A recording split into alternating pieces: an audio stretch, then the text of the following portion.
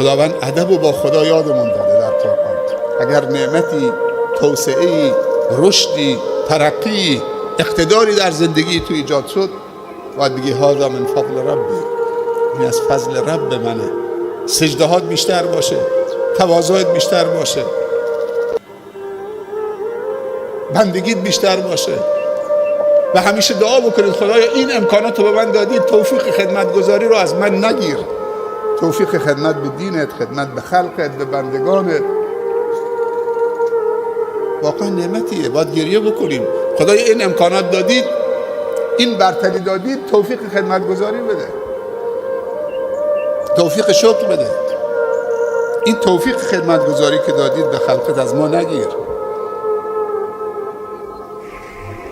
این تواضع واقعا زیبنده بندگانی. در اوج قدرت با چه تواضعی سر به سجده میذاره از اسبش، نه که با غرور میان. بعضی وقتی که شهر یا کشور رو میگیرن کل زنها رو همه اسیر میکنن به عنوان کنیز و همه رو قتل عام میکنند و شهر رو به آتش میکشونند. در اوج اقتدار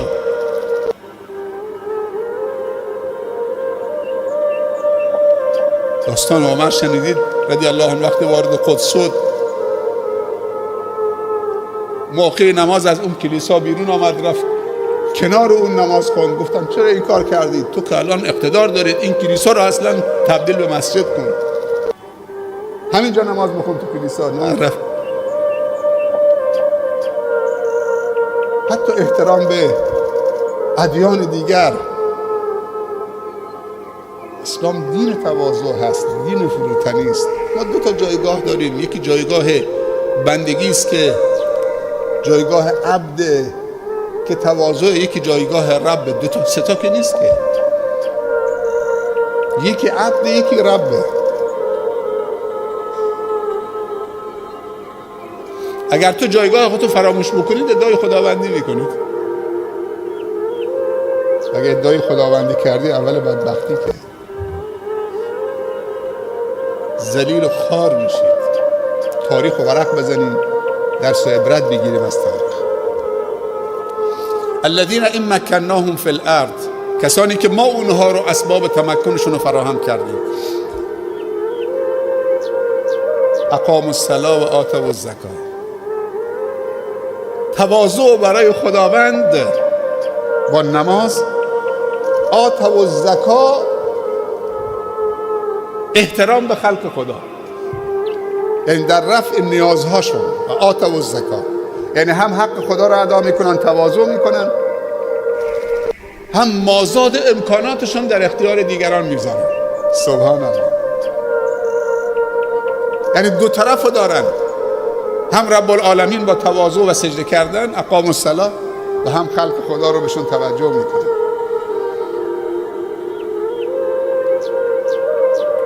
زکات یک چیز اجباری است، یک صدقه اجباری است. بعضی موقع غیر از زکات هم دوباره صدقه اجباری میشه. یه وقتی سیلی تو کشور بیاد، غیر از زکات یک صدقه اجباری جنگ بشه، واجب میشه که متمکنین و سرمایه‌داران بیان هزینه بکنن برای دفاع از کشورشون، دفاع از ناموسشون، دفاع از دینشون، دفاع از وطنشون. قحطی میفته، زلزله میاد،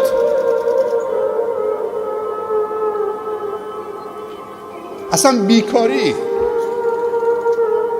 پس زکات 1/40 مال التجاره شماست.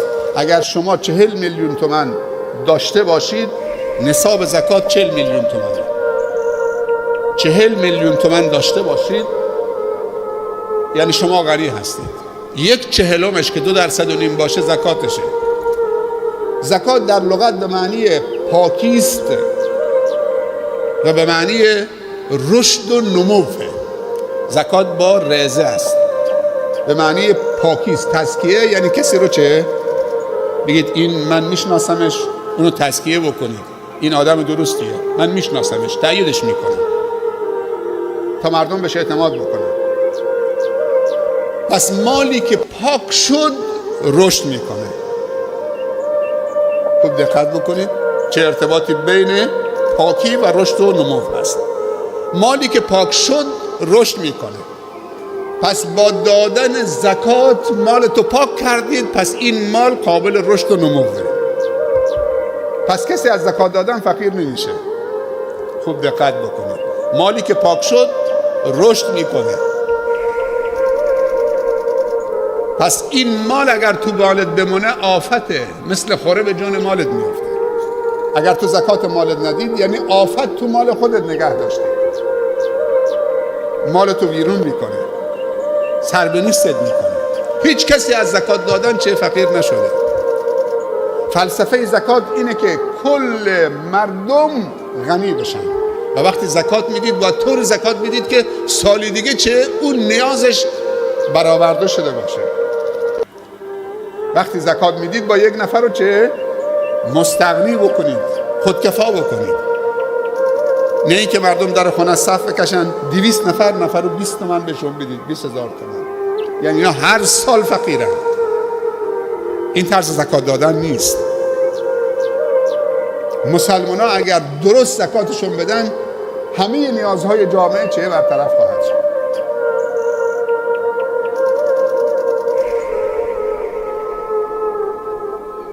یکی از بزرگان کوالالامپور چند سال پیش ملاقات کردیم در کوالالامپور، پروفسور صدیق بابا میگفت ما در کوالالامپور مالازی، پایتخت مالازی، یک صندوق زکاتی داریم. شما میدونید که کشور مالازی 26 میلیون جمعیتشه، 16 میلیون مسلمانن مالاییان، 10 میلیون هندو و چینی و اینا ادیان دیگه. 7% اقتصادش 70% دست چینی هاست، 2% دست هندو هاست، 1% دست مسلمان هاست، اما حکومت دست مسلمان هاست. خوب دقت بکنید، 70-90% اقتصادش دست غیر مسلمان هاست. این پروفسور صدیق بابا میگفت صندوق زکات ما تو یک سال 800 میلیون رنگت بوده، با وجودی که 90% اقتصادشون هم دست غیر مسلمان هاست. 800 میلیون رنگت ورودی سال زکاتشون بوده، زکاتی که تعدادی تجار زکاتشون به صندوق زکات واریز کردن. آمدن بزرگترین و مجهزترین بیمارستان رو در قلب کوالالامپور با همین درست کردن، با پول زکات. ورودیش 200 رنگته، بیمارستان دیگه 700 رنگته. اونم صرف تجهیزاتش، صرف پرسنلش باشه، خدمات برای مسلمان و غیر مسلمان. این کار بزرگه. آمدن یک کالجی رو راه اندازی کردن که اون زمانی که ما بازدید کردیم 15,000 دانشجو داشت، با پول صندوق زکات. میگفت ما تو امسال 2 کار بزرگ انجام دادیم. یک، مجهزترین بیمارستان در قلب مالازی، پایتخت مالازی، درش بازه، از اون نگهبان دم درش برخوردش مثل برخورد صحابه است، تا اون پرستار و اون پزشک و تا اون پرسنل و تا رئیس بیمارستان. سبحان الله. درش بازه به روی مسلمان ها و غیر مسلمان ها با یک قیمت معقول. و 15,000 دانشجو.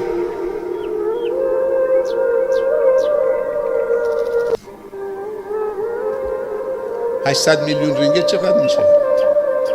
رنگت مثل درهمه، حساب بکنید. مهندس میگه 3 تریلیارد 200 میلیارد تومان. من دارم صحبت میکنم، مهندس داره محاسبه میکنه. حالا اگر تجار بندرعباس، فقط تجار بندرعباس درست زکاتشون رو بدن. ما در استان هرمزگان 900 تا کلاس درس کم داریم. ببخشید 900 تا مدرسه مشکل داریم، مدرسه کلنگی. 5,000 نیرو کمبود داریم. جاده ها چقدر خرابه.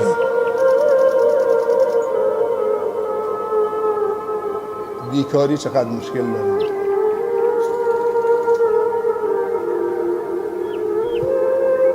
فقط زکات بدن، درست زکات بدن. اونهایی که با درهم کار میکنن یا تو کشورهای خلیج 1 میلیون، کسی که 1 میلیارد درهم داره 25 میلیون درهم زکاتشه. 25 میلیون درهم حساب کنید چقدر میشه.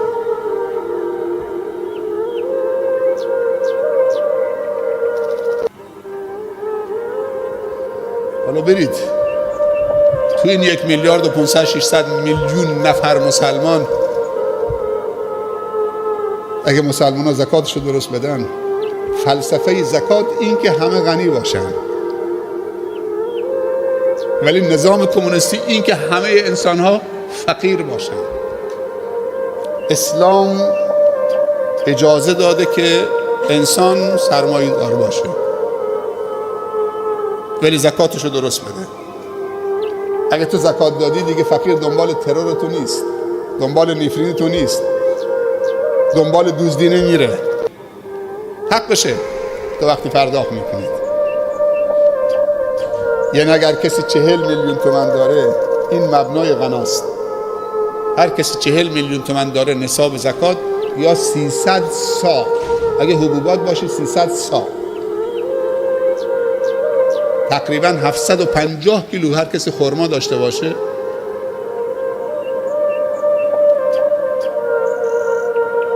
یا گندم داشته باشه یا برنج داشته باشه، 300 صاع معادل 750 کیلوست تقریبا. یا میوه، هر چیزی که زیر حبوبات وارد میشه، از خرما گرفته، ذرت گرفته، جو گرفته، گندم گرفته، ماش و عدس گرفته، برو تا برنج و تا انواع میوه. هر کسی 300 صاع معادل 750 کیلومتر، معادل 750 کیلو داشته باشه، اگه با آب دیمی آبیاری کرده 10% باید زکات بده. آب باران، پنبه بوده، پام بوده، چاه زده، 5% چون هزینه کرده.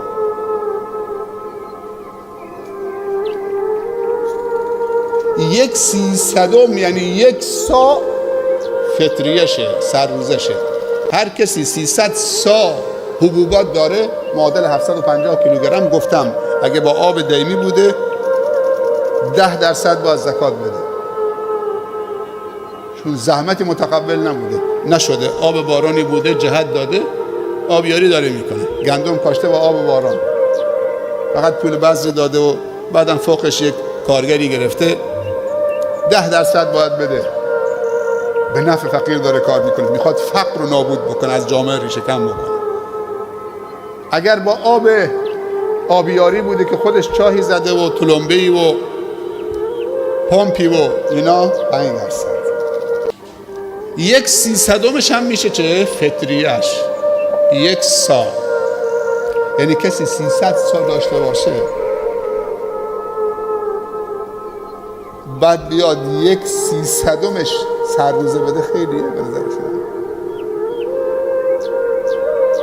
حالا امروز که پول رایجه، امروز هر کسی 40,000,000 داره، اون زمان هر کسی 300 صاع داشته غنی حساب می شده. نصاب زکات 300 صاع است.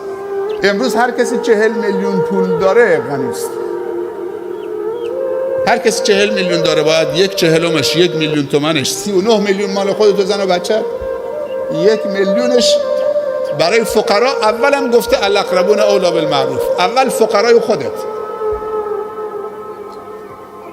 مرد نمیتونه زکاتشو به همسرش بده، به زنش بده، چون وظیفشه، واجبه که نفقش بده. نمیتونه به بچه هاش بده، چون واجبه. به پدر و مادرش هم نمیتونه بده، چون واجبه که خرج پدر و مادرش وقتی سال خورده میشن بده.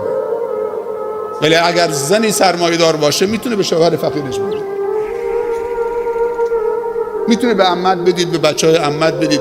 اول ارحامت، الاقربون اولی بالمعروف، نزدیکانت اولاترن به معروف تو، به نیکی تو، به حمایت تو. بعد همسایه های نزدیکت، اگه تو خانواده همه سرمایه دارن، همسایه ها، همشهری ها، بعد روستایی، همجوار، چقدر دعای خیرت میکنن. تو زکات داری میدی، دعای خیرت میکنن. سبحان الله. تو وظیفت داری انجام میدی، دعای خیرت دارن میکنن. مثل که تو نماز بخوری یه چند نفر بیان تشکر ازت بکنن، خیلی ممنون که نماز خوندی، خیلی ممنون که زکات دادی. چه فرقی میکنه؟ اگه زکات باید به فقیر بگی این مال زکاتیه، که یه وقت اگه جواب سلامت هم نداد چه بهت بر نخوره، حق خودش بوده، تو مال تو بوده. زکات مالیست متعلق به فقیر در مال تاجر. پیامبر صلی الله علیه و سلم اگر میت رو می آوردن سوال میکرد تو مدینه این بدهکار هست یا نیست. اگه میگفتن بدهکاره، میگه خودتون نماز بخونینش، من آدم بدهکار نماز نمیخونم. خودتون نماز رو برادرتون بخونید، این بدهکاره، حق الناس به گردنشه.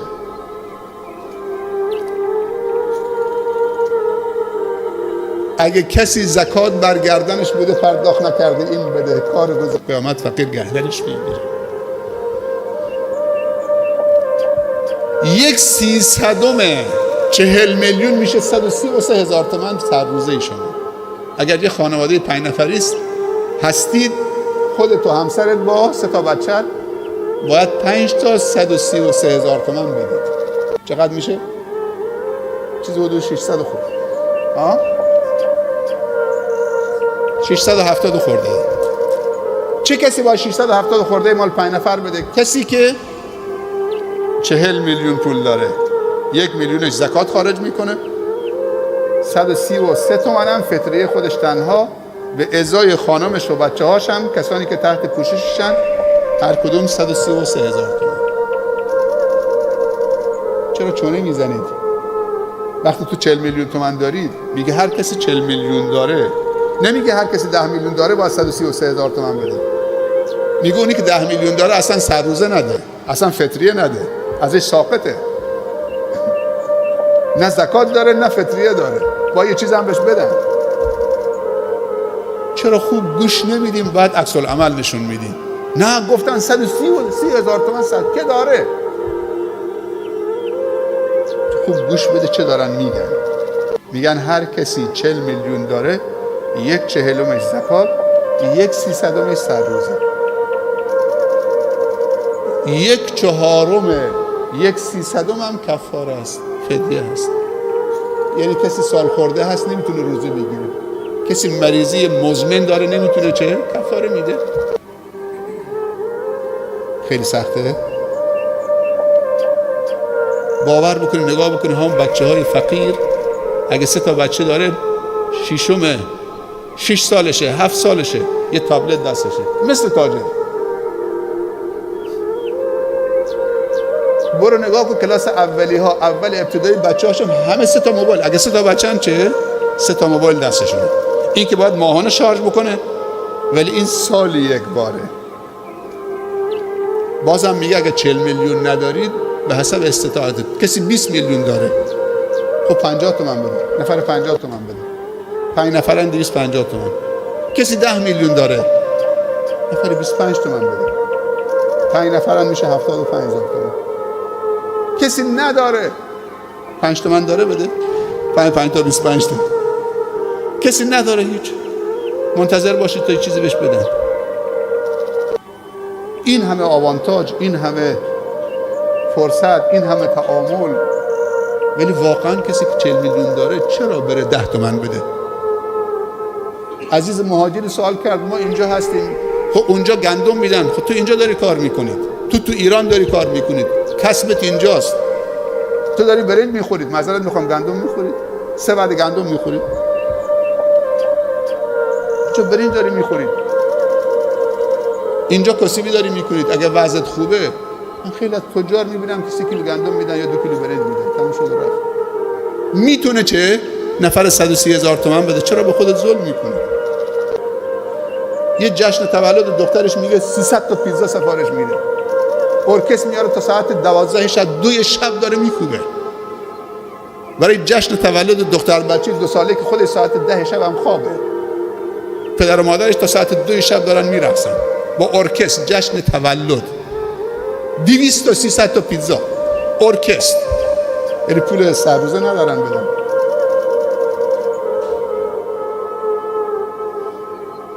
چونه میزنن.